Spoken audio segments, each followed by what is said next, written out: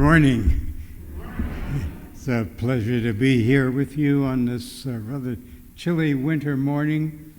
I must say I didn't dress appropriately when coming here today, but things have warmed up considerably in your presence. I read the gospel lessons and the readings for today, and some of them are my very favorites. But today I'm not going to be talking about any of those, because I'm going to be talking about something that happens tomorrow, and that is a very special holiday for many of us. Martin Luther King was born on January the 15th, 1929, and tomorrow this nation will be celebrating what would have been his 95th birthday. So, happy birthday, Martin. and yes, Martin became the pastor of Dexter Avenue Baptist Church in 1954, September of 1954. And though he was a gifted preacher, not many people had ever heard of him prior to December the 1st of 1955. And on December the 1st of 1955, there was a young lady in Birmingham, Alabama, who refused to get up. Rosa Parks refused to give her seat to a white patron on the bus that day, and she was arrested and taken to jail. And that sparked a movement, and Martin Luther King became the head of that movement.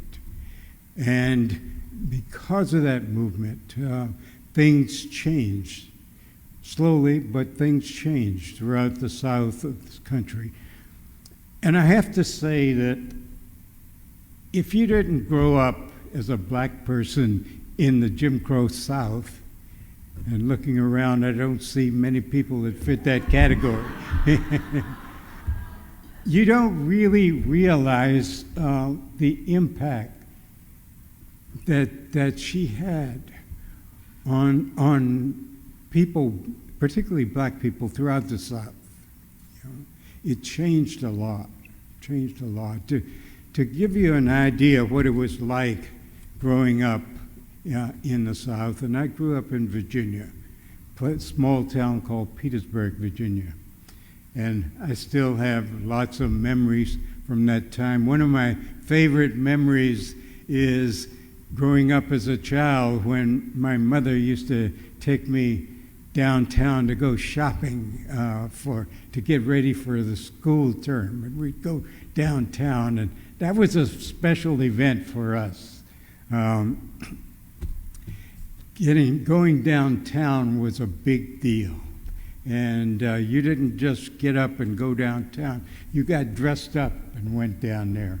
And so my mother would get dressed in one of her finest dresses, and she would dress me up in my short pants and my shirt, and we would walk about 4 blocks out to Sycamore Street, which was the main street going through Petersburg, and we would catch the bus to go downtown.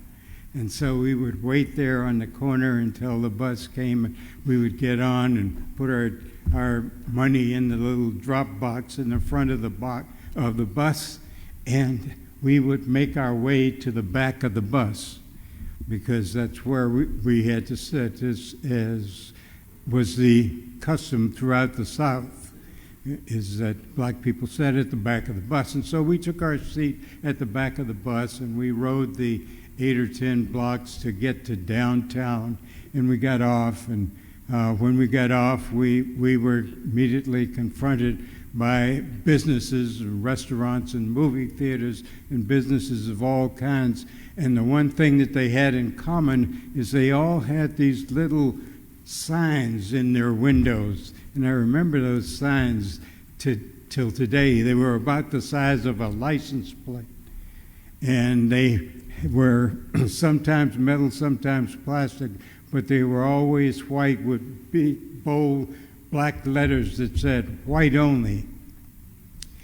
And so we would walk past these businesses until we finally got to the business that we were allowed to go in.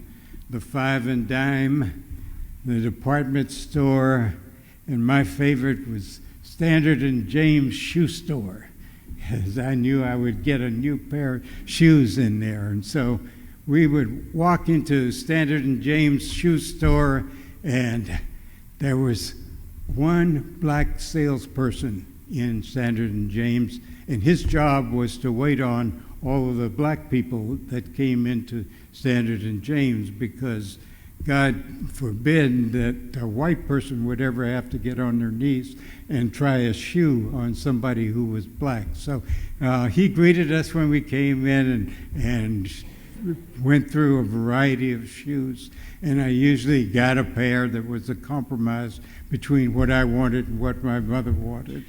And we left and walked further down the street to the department store where my mother would shop for clothes, which she was never allowed to try on, because black people couldn't try on their clothes before they bought them.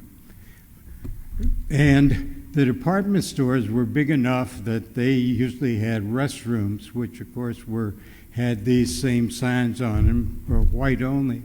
And there was one for, quote, colored people, and the same was true for the water fountains. And they had the refrigerated water for white only, and a small porcelain water fountain with room temperature water for colored people.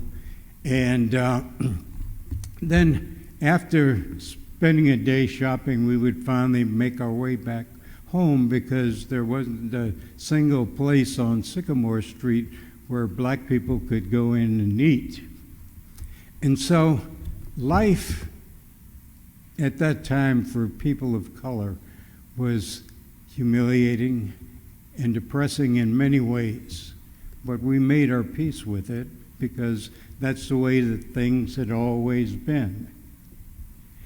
And then when Rosa Parks refused to give up her seat and was willing to go to jail for it, and the subsequent Montgomery bus boycott that finally ended up after almost a year in the integration of the buses, there was an awakening that took place among people of color throughout the South, and it was a realization that things don't really have to be the way that they are.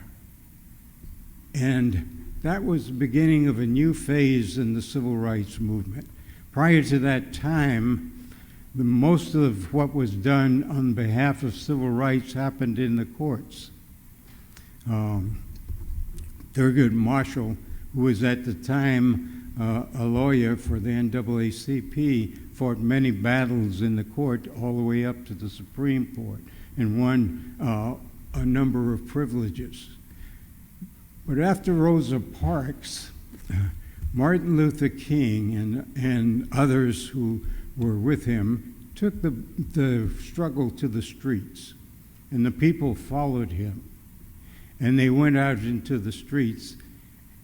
And those kinds of peaceful protests, the nonviolent protests that he advocated and got people to participate in, changed things throughout the South, but not without a cost. Not without a cost. The people were beaten. They had police dogs turned on them, water hoses, cattle prods were used against them, and ultimately they were thrown in jail, and not just for a day, but for weeks at a time. And Martin Luther King was among them, because he believed in putting his actions in front of his words. And so it was a struggle. It was a struggle, but it was a struggle that continued for many years and won many benefits for all people, in particular for people of color.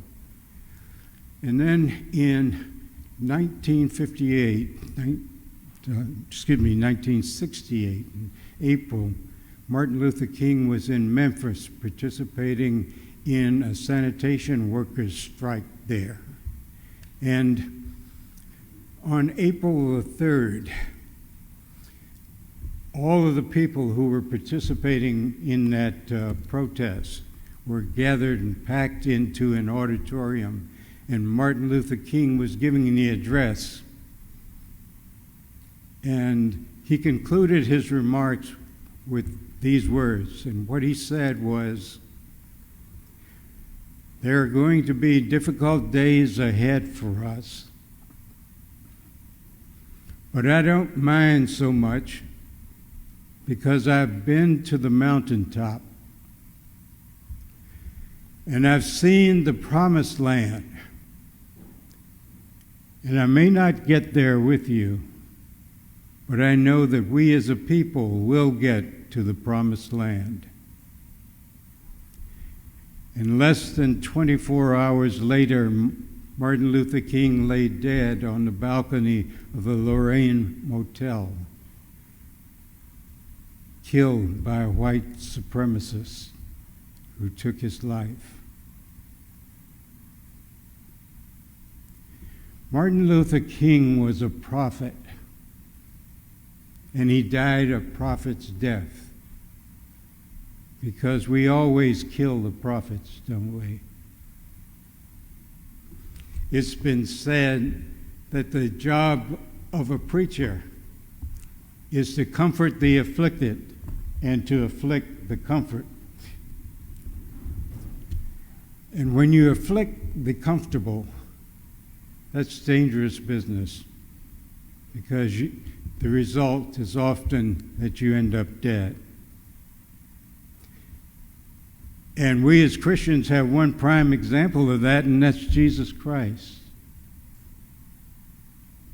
who took it upon himself to afflict the comfortable, and it cost him his life. And so Jesus, on the night before he was crucified, on his way to the Garden of Gethsemane, said these words, is quoted in the Gospel of John: "Jerusalem, O Jerusalem, you who kill the prophets and stone those who are sent to you, how often would I have gathered you, children, under my wings, like a hen gathers her chickens.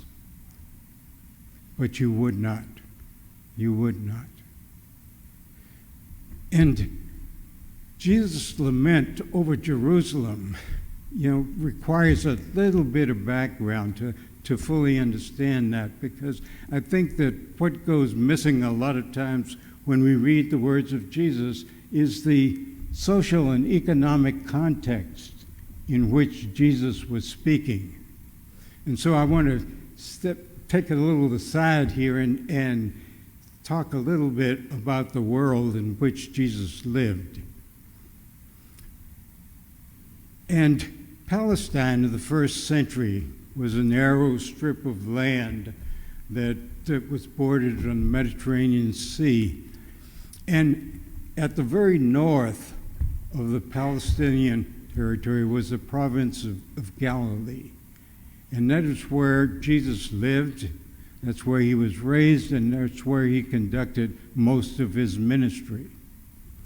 To the south of that, some 70 miles south, was Jerusalem, which was the political, social, and cultural capital of the Jewish world. That's where the temple was, that's where the Sanhedrin was, that's where the chief priests and the scribes lived, that's where the Pharisees lived, and that's where most of the rabbis were, and that was the center of Jewish religion and culture. But it was separated by geography from the people of Galilee, and it was also separated by culture, because Galilee was sometimes referred to as the breadbasket of Palestine. That it was mainly farmland and fishermen. And they provided a lot of food for the country. But the people were dirt poor. They existed barely on subsistence because the farmers, for example, most of them did not have their own land. They rented land. And many of the people, the wealthy landowners, lived in Jerusalem.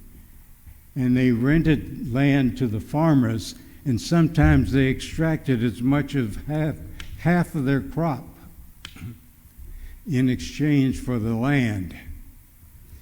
And in addition to that, the farmers had to pay tithe to the chief priests, and they had to pay a temple tax, and that doesn't even include the tax they had to pay to the Romans. So most of these people were barely getting by. They were very poor, very poor. But that was the area that God in his wisdom chose to have his son born. The angel that appeared to Mary in Galilee could have appeared to the daughter of the chief priest or some ruler in Jerusalem. But God chose to have his son born to a woman who was a poor woman living in Galilee. And in her Magnificat, Mary says, "Praise be to God, for he has lifted up the lowly, and the rich he is cast down from his thrones." From the throne. And so God chose this kind of existence for Jesus. And by living in this area, it was so divorced from what was going on, the center of all religion down in Jerusalem, right? There was a distance that was between the people. There was not just a physical distance, but a psychological difference as well. The people in Jerusalem, the high priest and the scribes and all of the educated elite of Jerusalem, looked down on the people of Galilee. They looked down on them because they were poor. They looked down on them because they did not have the education of being trained by the rabbis. They did not have the other benefits that people shared who lived in Jerusalem, particularly wealthy people. And so they looked down on them. They thought of them as kind of country hicks and who were ignorant and who often failed to pay their temple tax because they were so poor that they couldn't. And so there was a growing enmity and a distancing between the people of Galilee and the ruling classes of Jerusalem.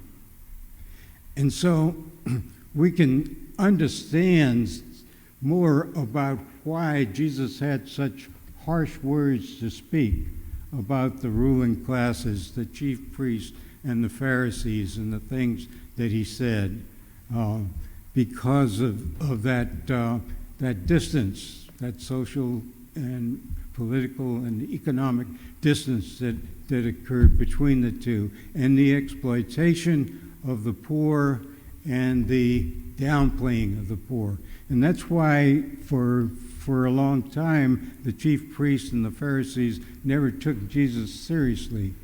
Can anything good come out of Galilee or out of Nazareth, which was a small Jewish town in which he lived? And so they didn't take Jesus seriously. And so Jesus ended up being crucified. But he was not crucified because he went around telling people to love God and to love their neighbor as themselves. Right? He told people some hard truths that they found hard to swallow. And ultimately it got him killed, just as it got Martin Luther King killed. But Jesus and Martin Luther King had something else in common. They both had a vision of a better world. And Jesus called his concept of a better world the kingdom of God. And he told his disciples that they should pray daily that God's kingdom would come and God's will would be done on earth. Martin Luther King had a vision. He had a dream. And in his famous "I Have a Dream" speech, what he said is that I have a dream that one day this nation will rise up and live out its creed. That we hold these truths self-evident, that all men were created equal. But the truth is that those self-evident truths were never really self-evident. They were not self-evident to Thomas Jefferson, who penned them originally, because if they were, he would not have been a slaveholder till the day he died. And those truths are not self-evident to us today, because if they were, we would treat each other better. And yet, those truths still call out to our better angels, call out to each one of us to work for a world where that is true, where it is self-evident that all men and women are created equal and endowed by their Creator with certain inalienable rights. And that was the vision that was shared. Right? That was the truth that they both saw, and that was the truth that got them killed. And so Jesus said,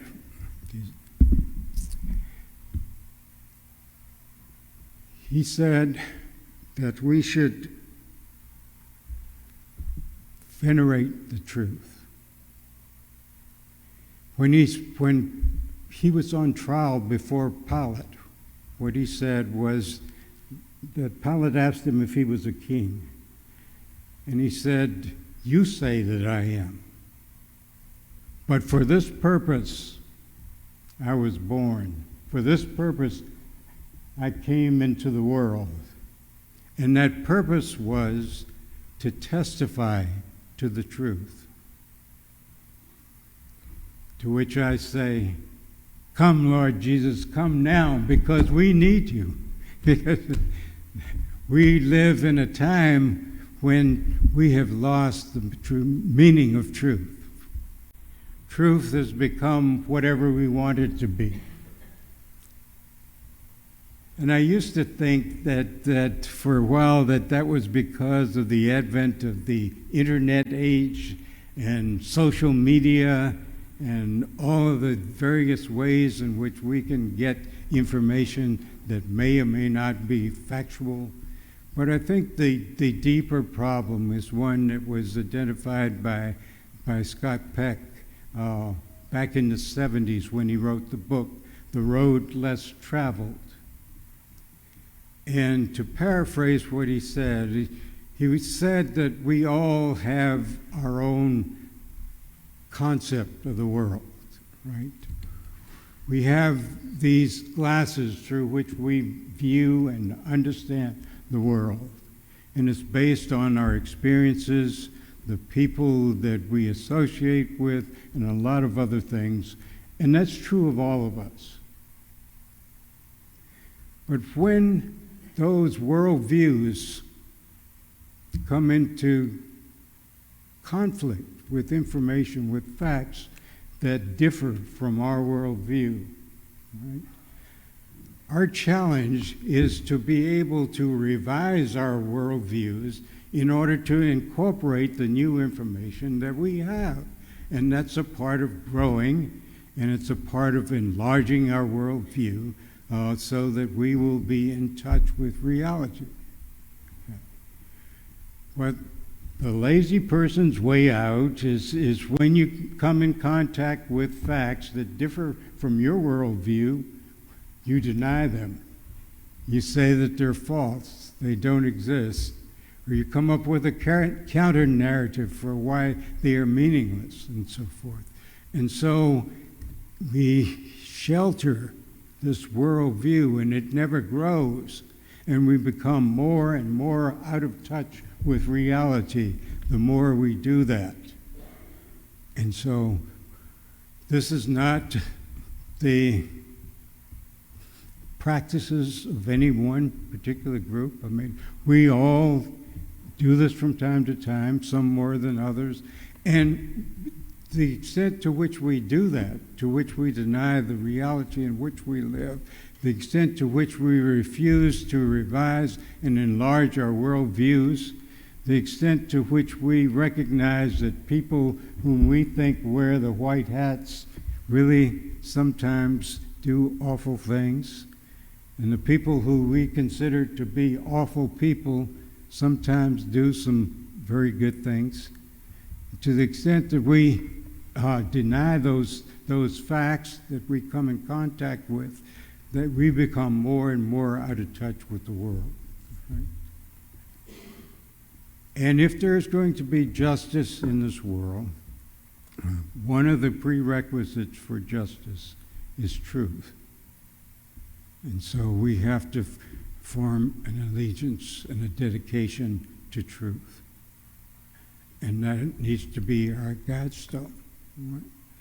And so we have a guide in Jesus. He has modeled the way for us to do this. He has encouraged us to accept the truth. He has said that he is, in fact, the truth. Right? And we should accept that. Martin Luther King used to be fond of quoting a hymn that unfortunately we have removed from the Episcopal hymnal, but it's still one of my favorites. It's called, the name of it is Once to Every Man and Nation. And it says, truth forever on the scaffold, wrong forever on the throne. And yet, that scaffold sways the future, and beyond the dim unknown standeth God within the shadows, keeping watch over his own. And that's always been comforting to me because of two things. One, it says to me that I'm not in charge, God is, and that my time is not God's time. And so I think Bishop Oscar Romero put it best when he said that God's kingdom is not only beyond our reach, it is beyond our vision. That we are not the master builders, we are the workers. And we accomplish during our lifetimes just a small fraction of that magnificent enterprise that is God's work. We plant seeds in our lifetime that will be watered and nourished by others. And we are prophets of a future that is not our own. So I would encourage you all this morning to keep the faith, to hold the dream, and to remember always that the arc of the moral universe is long, but it always bends toward justice. Thank you very much.